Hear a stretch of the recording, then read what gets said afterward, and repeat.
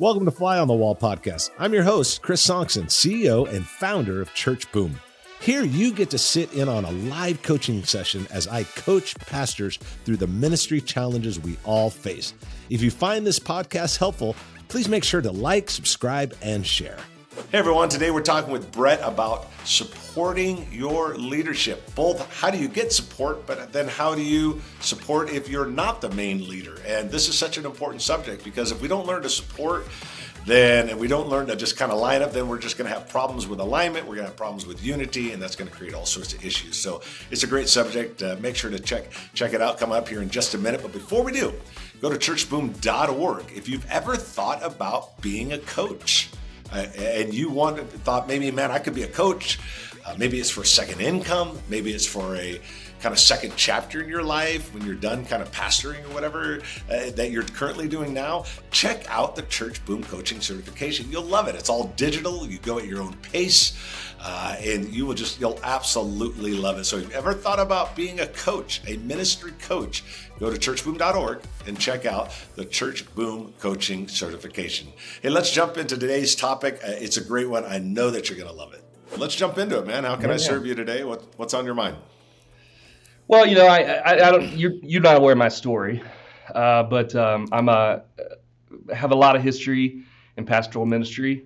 First got out of school, spent the first 10, 12 years of my career in ministry full time. Stepped away from that, got involved in the insurance business, been there ever since. My wife and I came to Sandusky. We moved here in 2018 and started to attend Faith Church in Sandusky. My passion really was for men's ministry. I tell people, the guys all the time now, that I really did it out of selfish ambition, right? Motive, because I needed it, right? I knew I needed some guys to surround my life with. And so I really went to work at putting together what I felt like God was calling us to do with men's ministry. And it really started to grow. Been really dormant here at Faith for a lot of years. And so God just really began to bless it, and it grew and grew and grew. And it's grown into, men's groups that we meet weekly. We've got quarterly prayer breakfasts that we do. We just got back from an annual men's retreat in October, and just guys just responding to that, and it's been really a blessing in my life over the last 4 or 5 years. Mm-hmm. Well, we bought a church. Part of the vision for Faith Church, and Tom Grote's the lead pastor here. I know you know Tom, and part of the vision when he moved back 6 or 7 years ago and took over the lead pastor role in this church was to put a Spirit-filled church in every school district in Erie County. There are 4 of those, right? And so we're in Perkins School District is where the main campus is at. And then we had the opportunity to purchase a building in Huron, Ohio, which is about 15 minutes, 9 miles, 15 minutes down the road from where we're at. It's a little bit different when you consider a church plant, and that's how Tom rolls, right? That's what he felt like God had called him to do. Yeah. So we bought this building, and I remember, Chris, I remember praying silently to myself, didn't even tell my wife. When we bought the building, I knew we were going to need some people who were going to make a commitment to that campus, right? And I knew that it was going to be hard for a lot of the people. This is an 86-year-old church, right? And people, you know how that is, we call it home, and though they're in favor of the work, right? Everybody loves the idea of what we're doing. Not everyone wants to commit to it. So I started to pray about it. And for months I prayed after we bought the building. And it was really interesting. I had a little bit of a qualifier I put on God. I don't recommend that, but I did. And the qualifier really for me moving my family to the Huron campus was it depended on who the pastor was going to be, right? I just thought I wanted there to be this synergistic relationship. I wanted to be this person's, hype man, right? The right hand man to come along and help boost them up, build them up, and make their ministry successful. And then out of the blue, I got ambushed. That's what I call it. Tom and Mandy Grote took my wife and I over to the islands on the boat one night for dinner, and that's where he revealed to me that he felt like God was calling me as the campus pastor for the Huron campus. And I was completely like, what are you talking about? It was completely out of the blue. I mean, obviously I have some experience in history, and my education is in ministry, and it's something that I've always felt called to, a passion in my heart. But I was just loving what we were doing in men's ministry here and wasn't looking for anything beyond that. But my wife and I started praying about it, and man, we prayed, we talked, we fought, we did all the things you do when it comes to making these kinds of decisions. And then finally we went back to Tom and Mandy, and we said, look, we want to make ourselves available, whatever that means. If you think it's the role of campus pastor, great. If it's head janitor, whatever. We're going to commit our family, our daughter Nina, we have a 4-year-old daughter, to the Huron work. So that began this whole process of what's now is history, right? So we launched back in April of this year, and have just been cooking with gas ever since. And so that's sort of my backstory, how I got back into the role that I'm in. And I think I think the primary question I want to ask you, I can't remember all the questions I submitted, but I remember this one because it's kind of the big one. And that is, how do you successfully steward somebody else's vision? Because the model that we've chosen, I can't remember all the church, plant models. I think ours is Federation. Where we're not a mirror of Faith Church Sandusky, but we're just contextualizing Faith Church Sandusky in the Huron community. And so while it's really over the last 6 or 7 months taken on its own personality quickly and began to really create its own DNA, and a lot of that DNA comes from Faith Sandusky. But at the end of the day, a guy in my role is really doing that, is stewarding Tom's vision. Correct. And there have been not a lot, really, a lot of frustrations that come with that. Tom's an awesome leader. He's my pastor, right? So he's a great friend. He believes in us. He believes in the vision of what we're doing. He gives us tons of latitude, right? In terms of the guardrails are pretty far apart, right? When it comes to what we can do and maybe what we need to clear before we do it. But at the same time, I recognize that this is Tom's vision that I've been given the opportunity to steward in this season. And I just want to make sure that I'm doing that well. And so I'd really be interested, because I'm sure you've talked to other guys that are in my seat, right, or similarly, be interested to see what you have to say about how to do that successfully. So, I think it's a great question, because we all have those times in our life where we have to serve under someone. And the one thing that I always say is that the way you serve under will give you more opportunities to serve over. It's really stewarding and supporting and getting behind and making sure that we are making repeatable and sustainable DNA, culture. It's important that we do that. I think in multi-site, what happens is when the pastor, a certain campus pastor, starts getting some success and they start doing really well, they have a tendency to drift away from the leader. And I think that's a dangerous place to be. Yeah. You don't want to drift away from the leader. I don't care if you're a youth pastor or worship pastor or children's pastor. It's never our job to replace what God put in place. And when we have a leader that is in charge and we have a leader that God has there, our job is to serve that leader, unless they do something crazy like sell everything you have, we're going to move to the mountains, sing kumbaya.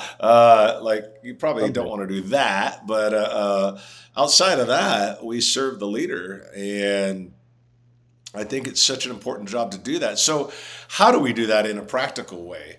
I think we do that in a few different ways. Number one, and in no particular order, Brett, but I think it is so important that staff realize with a lead pastor that lead pastor has insecurities and fears like anybody else. And as much as we can take away those insecurities and fears and counteract them with support and encouragement and loyalty and faithfulness, is such an important thing. I think it's important to voice it. I think it's important to show it. I think it's important to say, I just want you to know that I'm with you. I want you to know that I believe in you. I want you to know that I always have your back. I think it's important to do that one-on-one. I think it's important to do that publicly.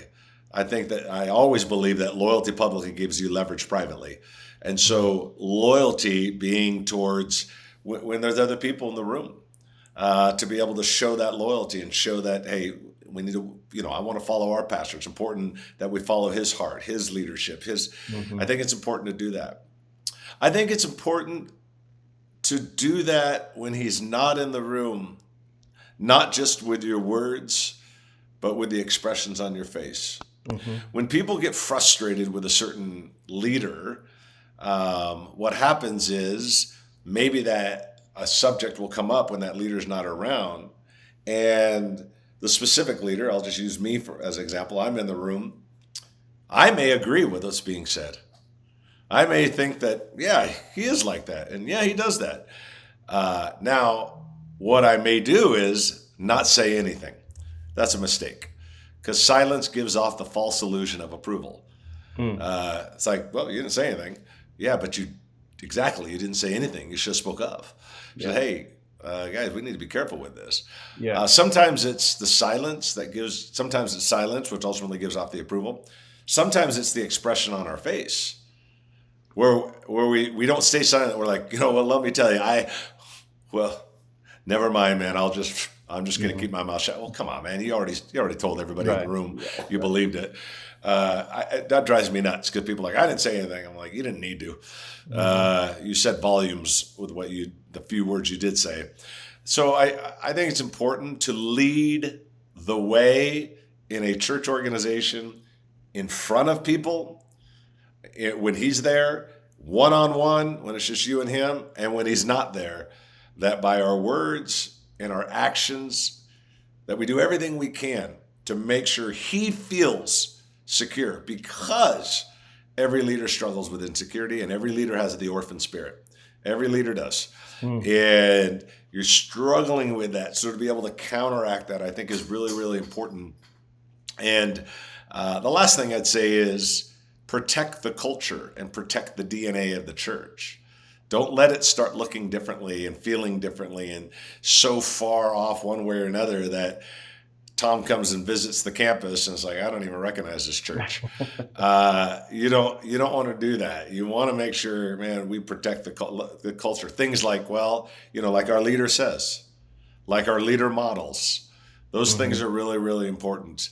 I think you have to go a little over, above, and beyond so that people know, it's clear where he stands. So like in my world, I have executive director or whatever. There's no doubt that people are not going to speak poorly in front of him about me. There's no doubt that everybody knows where he stands. It's just not going to happen. Be the kind of leader that someone came and said, hey, man, let me tell you, Pastor Tom, Brett said blank and it wasn't good. That Tom is scratching his head going, are you sure you talked to the right Brett? Because there's no way. Like, he needs to be that confident in you. That helps counteract the orphan spirit and the insecurity that all leaders feel. So those are just some of the things that I think to help steward that vision well and steward your position well. Well, I love it, because I'm checking boxes on what I'm hearing you say. I think, Tom and I developed, we had such a good relationship prior to this, it looking like this, in terms of being a part of the team and being partners in this ministry. So that helps. But I think all of those things that you said are great reminders for me to continue to do that and to do it better, because that is important. But I think those things we're doing those things. And so that's encouraging. Good. That's because Tom's an easy leader to follow. I mean, he's good at casting vision, and he's good at keeping it out in front of you. There's nothing about what we're doing outside of just the natural tendency of a church to kind of look and feel of its own, but it's just got the fingerprints of faith all over it. So sure. Yeah, that's exciting. Well, awesome. What else you got on your mind today? Follow-up question or any other question? Yeah, I mentioned, I do remember now the questions that I sent in, so I'm glad it came to me. But I don't know if you caught this, but I've been in the insurance business for about 25 years, and I am still in the insurance business. So I'm a bivocational pastor. That's not the plan long term, but I'm okay with it now totally, because, biblically, I think that concept that Paul really sort of inferred of not burdening the church, is important. And with this work being new and us really trying to establish ourselves and build out what, God is the vision that God's given to Tom and to me. I'm still working full time now. Sure. It's already beginning to be a lot, right? Mm-hmm. Just my job is pretty intense in terms of from a time standpoint, time commitment. We're pastoring the church, which is, Mm-hmm. we came out of the gate probably averaging 110 a week, which is Mm-hmm. awesome. I think there were probably 8 or 10 families that joined us from Sandusky campus, but beyond that, it's been organic, right? Growth that's come from previous members of the church that we purchased, right? That was closed Mm-hmm. for a good time. Some of those people come back, and then just new people from the community. So it's growing. It's Mm-hmm. demanding a lot of our time. We also own quite a bit of real estate, so I'm being pulled in all these different directions. Mm-hmm. And what I really want to do is just pastor a church. Mm-hmm. In this season, at least now, I'm like, I don't care about any of this other stuff. But the reality is, I can't do that. And so I know you probably have talked to a handful, if not a lot more, bivocational pastors. And I'm just looking Mm-hmm. for your thoughts on how we sort of sustain ourselves in Well, these yeah. things. Oh, that's a great question. Yeah, I've talked to several bivocational. I think that personally, I feel that the answer is the same whether the person's bivocational or not. And here's what I mean: is being busy. I haven't really met a pastor yet, with the thousands that we interact with, literally, that has ever said, "I really am not busy. I don't know what. I don't have anything to do tomorrow." Yeah. Like, everybody's busy, right? And whatever they Mhm. mean by busy, I'm sure it's different for everybody. Um, but where I think that people fail, especially in a church of, let's say you're running 100, 120 on the camp, whatever, where I think churches fail is that they don't raise up enough leaders and people around them to handle the day to day, so that they can deal with the things that matter most. It's what Peter did. Peter is the very first pastor of the first local church in Acts, and he turns around and says, "Hey, I can't do all this stuff. Mhm. You guys do this, and I'll just do this." Mhm. Well, what was he doing? He was developing leaders, and he was creating systems and org charts is really what he was doing, and saying, "I can't do this. You guys got to do all this. I'll just do this." I think that I always say that a church grows to the pastor's to the level of the pastor's personality. Mhm. So 100, 110, 120, whatever the pastor's personality can handle. If you're going to remain bivocational, you got the job over here, you've got the church over here, you got whatever else is going on in your life. If you're going to be that person, your need to raise up people is crucially important. Mhm. That you've got leaders just running things, so you are just focused on this. I call that mission critical. Mhm. It's important, Brett, that you get to a point where you are operating in your mission critical. Now, what is mission critical? If Brett doesn't do blank, our future's threatened. What's the blank? Well, I got to develop leaders. I got to speak on Sunday, or maybe a video venue. I don't know. I've got to cast vision. Like, there's a few things. It's like, I got to do this. Everything else, the majority of it, how do I get other people to manage it? Mhm. A leader's strength is found more in their absence than in their presence. It's when you're not around. Mhm. Then we'll know the kind of leader you really are. If it all rises and falls on you, then we know that you're a leader that hasn't raised up anybody. So I think the answer comes down to, man, I got to get into mission critical. What do I got to do at my job that is most important? I want to get caught in all the details. I got to do this. And what do I got to get in the church world? What do I got to do that I don't want to get caught up all these details? I just do these two things. Mhm. You got to get to that point, or otherwise it's just going to get worse and worse. Plenty of bivocational guys. I got a guy that very bivocational, owns an extremely large company with probably 150 employees, Wow. runs 2 campuses, about to launch his 3rd. Man. Very busy. Yeah. But what he does is he gets very focused on the things only he needs to be doing. He delegates everything else. He's all about raising up leaders and leading the leaders that lead everything else.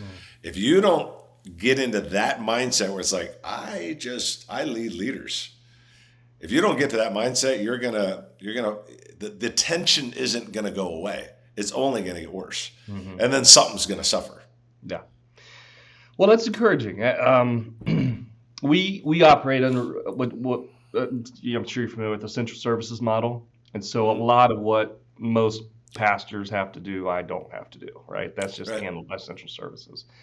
Um, Really, Tom's goal for me, and he's made this super clear, and I'm trying to walk in it, is just to teach the Bible and love people. All right? We want to remove all the other obstacles so that you don't have to concern yourself with it. And we're doing that. I think I was in a conference with him all day yesterday, church multiplication conference, and one of the things I really felt like the Lord was saying to me was that I just need to focus on my leadership game, right, and just leveling up on my leadership game. And I made a list of all the key leaders, all the people that are running all the key, components on a Sunday morning, and how can I just really focus on them, right? Pour myself into them from a leadership standpoint, and then preach and love people, right? So I think we're headed in a good direction. I don't know how long the bivocational thing will have to be what it is. Maybe forever. I don't know, but I think most of what I'm experiencing from a standpoint of like, oh, I just don't have time, is the passion that I have for it. You know what I mean? And you just want to like forget all the other stuff and go throw yourself into this. And so it's not something that can't be managed or remedied. But I think I'm on the right track with it, and I appreciate you saying that, because again, just confirmation. That's helpful. Yeah, good. Well, man, that's what we're here to do is do everything we can to make things helpful for you and keep on the track. But remember, your ability to grow personally and grow in your ministry is going to come down to your ability to raise leaders. I think we often miss that it's the very first thing Jesus did. Yeah. He went and recruited leaders. Then he built them up and said, you guys got to go out and do everything, and you got to go out there and make it happen. Then Peter, because he saw Jesus, he said, okay, I'm just going to do this. You guys are going to do it. Like, they understood, if we don't raise up leaders, then the church will only grow to the level of the pastor's personality. It'll never grow past that unless we learn to lead outside of our own self. So, and develop other leaders. So anyway, keep that going. But anything else on your mind today? No, I got all kinds of questions I could ask you, Chris. I mean, we're the classic issue that everybody's struggling with, and that's just mobilizing volunteers, right? We've got a church full of people that love their church, right? And sure. And when that's the case, sometimes the danger is that we have more consumers than contributors. And of course, we want to find ways to appropriately and timely and effectively remind people that, hey, it takes people, right? Sure. And we need your help. And so we're struggling a little bit with that. I think, again, that's true and there's specific areas, right? Kids ministry, always kids ministry and worship. Those are the two areas, because they require a certain level of giftedness and a certain heart, and you can't just throw anybody back there in kids men, right? But but those are the two areas the most. But overall, we've this summer we taught through a lot of we did a whole series on the Holy Spirit where we focused on the different attributes. We talked about spiritual gifts and really what they're for and building up the body. So we're addressing this stuff through the teaching, but we're not going like hardcore, volunteer campaigns or anything like that. And I just, I'm sure you've got some tips. You talked a little bit about this at that workshop the day we were there in Illyria. But just that would be the last thing, I guess. I would just get your thoughts on that. Yeah. Okay, so wrapping up the final question on volunteerism, I think it's important that when volunteers join, they're joining not a team but a tribe. If I become an usher at the church, does that just mean I'm on a schedule, or does that mean that this is now my family? We hang out every few months together. We have barbecues. Very different. If you want people to stick and you want to become a sticky church, create tribes. Get your leaders to create tribes, not teams. Teams is just, I'm on a schedule. That does not create a tribe. The other thing is, and I talk about it a lot, probably talked about it at that workshop, talk about it in the latest book I wrote, Traction. You've got to be a church that is continually, and a staff, volunteer, part-time, whatever, a staff that is constantly building and adding to their tribe. I think it's important that you put numbers on it. I think it's important you put a start line, a finish line, and a deadline on recruiting. I mean, you got 110 people in the church. Let's just call it that. I don't know what it is today. It doesn't really matter, I guess. But if you were to say, hey, we're gonna add 12 new volunteers, 15 new volunteers in the next 90 days. I'll recruit 3, you recruit 3, you recruit 3, and you recruit 3. Everybody good? And then hold them accountable. You get at the end of the 90 days and you're like, hey, we did it. We got 12. Do it again, do it again, do it again. I teach churches to do this all the time. You can't add 60 new volunteers or whatever the number ends up being in a church of 120 and be the same size church. Mm-hmm. You're going to grow. No question. It's not magical. It's just mathematical. It's going to happen. So the 2 things I would say, number 1, build tribes. Build tribes, not just teams.